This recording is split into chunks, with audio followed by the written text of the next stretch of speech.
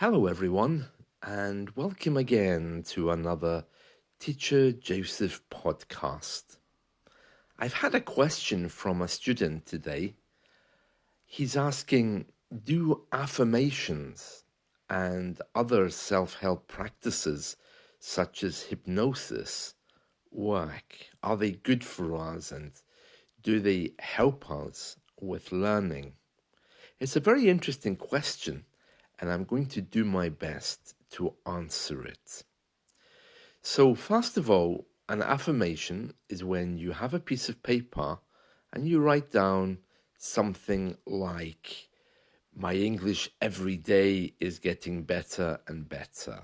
And you repeat it daily, you carry it around with you, or maybe it's mindfulness meditation that you get on your phone, but it's usually something with text, and you're required to repeat that. You can leave it sitting on your desk at work, and it just reminds you of what you're trying to achieve. Hypnosis is something kind of similar. That's when you put yourself into a relaxed state so that you're open to suggestion. Many people use self-hypnosis as a way of relaxing, and also some people go to trained professionals who can relax you to make you more open to suggestion. And the suggestion might be something like, you will and you can learn English. So the question is, do those things work? Well, let me begin. So my answer is you need to look behind these things to the philosophy, the idea behind them, how they work, and also what you're hoping they're going to do for you. Most of us don't think about philosophies of learning. We just tend to do. It's like we have symptoms and we create symptoms because we think they're going to help us, but we don't really have any deep philosophy about language learning or the principles of it. It's a little bit like if you're sick and you go to the doctor and you take medication. Then one day you decide to try Chinese medicine. Very few of us look into Chinese medicine and its philosophy of, I think it's yin and yang. We just use it, we take it, and we're happy with that because it alleviates the pain. This idea of living a life where you simply follow through with what appears to be symptoms rather than looking deeper into why things are the way they are is a fairly new phenomenon. My grandparents, as I recall, and their generation, they were very into principled living. Principled living means that you operate your life according to a set of core values. Those core values were often given to you by your tribe or by your community. And they kind of dictated what you would do and also how successful you were going to be based on particular needs. As the name suggests, principled living meant abiding and living by certain principles or core values when making decisions such as learning English and how you do that. It's becoming quite fashionable again, but for most of us, we've kind of lost sight of principled living because we're richer than our grandparents used to be, And therefore, we just see something that looks attractive and we want it. We want to go and buy it. We see something in a shop window. Oh, excellent. I'm going to buy that. And if I don't have the money to buy it, I'm going to put it on my credit card and I'm going to leave it on there until I can pay off the bill. So it's no surprise then that when it comes to learning, people don't often think about philosophies of why they're learning.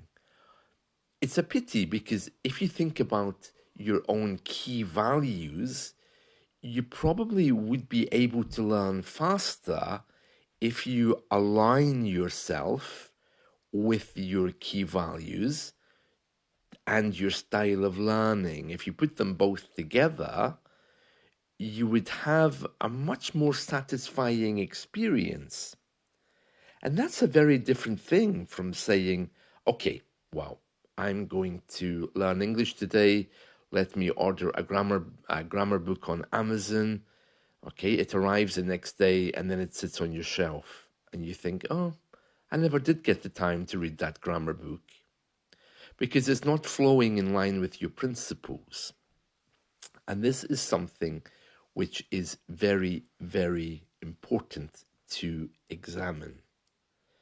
So, getting back to my point, when it comes to affirmations and hypnosis, the philosophy that's behind these things is saying, well, your brain needs to be trained or tamed in order to learn English. Your mind needs to be put into this kind of narrow road, which will be filled with vocabulary and grammar. You can't do it, so you need to have someone to put you into a relaxed state, and then you can do it. Likewise, the affirmations are saying, well, naturally, you're not being affirmed with English, so you need a bit of paper to help you with that. So you can see that's the philosophy that's behind those things. As a teacher, what I found is that a much healthier philosophy for learning English is to accept the fact that you will never be the source of your own learning if learning is viewed as a commodity, something that you can simply buy and sell. I've had a lot of students who've come to me and they've just thrown money at me, expecting their English to be better. I had one the other day and he told me, I'll pay you double if you make my English better. And I could see his thinking was wrong. And despite trying to tell him that English doesn't work in that way, it's not something you can just buy and sell, he didn't seem to understand. He couldn't catch what I was saying. As far as he was concerned, he had a goal he wanted, and he wanted to buy that goal. But I was trying to tell him, well, when you lower English down to make it a commodity, you're lowering everything in your life and in your experience. There are things that you just can't buy, things you have to experience and go through, like a child learning to walk. He falls over many times. There's a lot of heartache for him and his parents before he gets it right. But that's what makes him stronger. I remember once I was a child and I was living in the countryside. I can't remember how old I was. I think I must have been maybe 8 or 9 years old. And I saw a little caterpillar and I could see that it was transforming into a butterfly. Its cover, I don't know how you would describe the cover of a caterpillar. Its skin, maybe, or chrysalis, perhaps is a good word to use. I could see that it was open, and inside it was something that was emerging. So I thought to myself, "Oh, great! I'm going to help it." So I got my pen knife. I think these days we call them Swiss Army knives. And I cut open the sides of this chrysalis to let the butterfly out. But when it came out, it got into the air for 2 seconds and then landed on the ground and died. Of course, I was devastated. I rushed home and I told my parents what had happened. And they told me, "You shouldn't have done that because the butterfly, when it's trying to get out of the chrysalis, it's strengthening its muscles. It's taking exercise to get itself ready for flying. You can't just free it because it won't have the muscle strength to fly. It has to go through that kind of pain and exercise to make it strong. And then it can fly. So when you come along and just release it, you're effectively killing it." And of course, I was very upset. Putting all this into perspective, when it comes to language learning, you need to have your philosophy in place. Now, my personal philosophy about language learning isn't that our minds are small blobs that have to be filled with vocabulary and grammar. I find that really unhelpful because it's egotistical and it's selfish, and it immediately separates you from other people. If I'm only this little blob with a brain, immediately by carrying that philosophy, it means I'm different from you. I have my brain and you have yours, and the two of us, maybe we can talk for a while, but we're not really going to have any kind of deep connection. Why would we? Our minds are separate.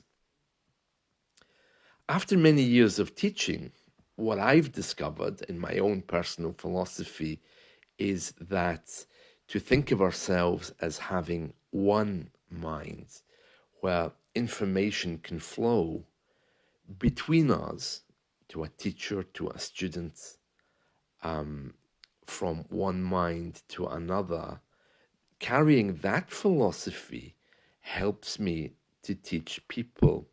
It also helped me to uncover things about what's going on in their minds and also the beliefs that they hold about language learning.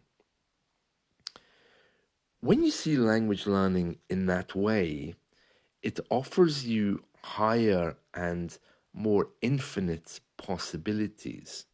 You don't just have a brain where you're pouring in vocabulary. You have people that you want to meet, people you can connect with. If you have one mind, you can almost feel people's words radiating with you. They kind of make you reflective. They kind of touch you in a deeper place. It's like if you hear a piece of beautiful music and it sends something special to your heart. It makes your skin tingle. I'm sure we've all had those experiences. Those kinds of experiences tell us that we're not just little physical blobs. It's impossible to define exactly what we are, but there is some shared subconscious memory there. These days, linguists and neuroscientists are beginning to uncover this thing. They're beginning to understand that we all have a shared experience. You can call it something from Carl Jung, the the great psychiatrist or psychologist if you want, or you can just call it very basic spiritual living. It doesn't matter what label you put on it, it's there. So, for me personally, affirmations and hypnosis can't be part of my experience because the philosophy behind them is very, very individual and egotistical.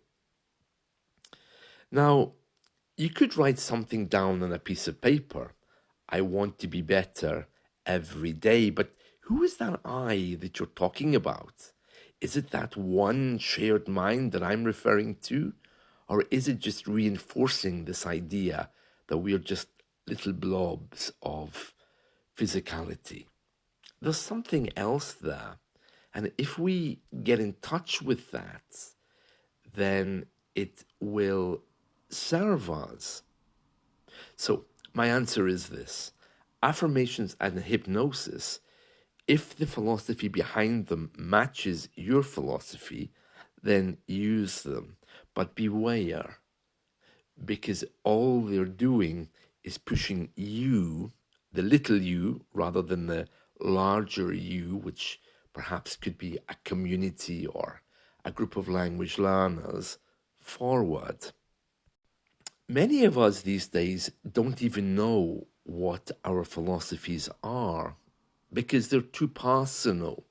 We've been raised in an environment where we've been taught that our responsibilities to a community, whether it's a community of language learners or a community that we actually live in, we've been taught now that we don't have any responsibilities, that everything is about us. What I found is the people who are most successful in language learning are the people who are more open, open to new ideas which don't just come from themselves. So, with that in mind, I wouldn't use hypnosis as a way to reinforce my language learning. You probably picked that up from other podcasts that I've made. So, again, they are good if you are carrying the philosophy that they represent. So, let me challenge you today. What philosophies or principles do you have in your life which you need to align with language learning? What key things are there that are important for you? If you're the kind of person who goes and does charity work every Saturday helping the community, then it would be clear that in order to move forward, you really need to be within a group of learners, for example, online or whatever. Whereas if you're the kind of person who works alone to achieve what you want alone, only for your own benefit, then perhaps language learning opens the idea for you to grow. As I've often said, language learning can't exist alone. It needs to be shared amongst the whole community. That's its purpose. I know many of you are saying, oh, I don't want to talk to people. I don't want to step out of my comfort zone. But to be honest, it's the only way. So does hypnosis and affirmations, do they help with that? Well, that's a question that only you can answer depending on your own philosophies.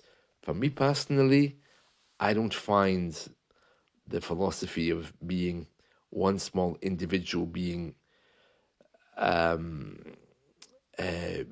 topped up with vocabulary and grammar helpful. I think what I'm discovering now with my age and experience is it's more about love and how you approach these kind of subjects if you're wanting to be successful. These discussions are much higher than the grammar book, so I'm going to leave it there, but hopefully I've given you some food for thought. Thanks very much, and I'll see you all again soon. Bye.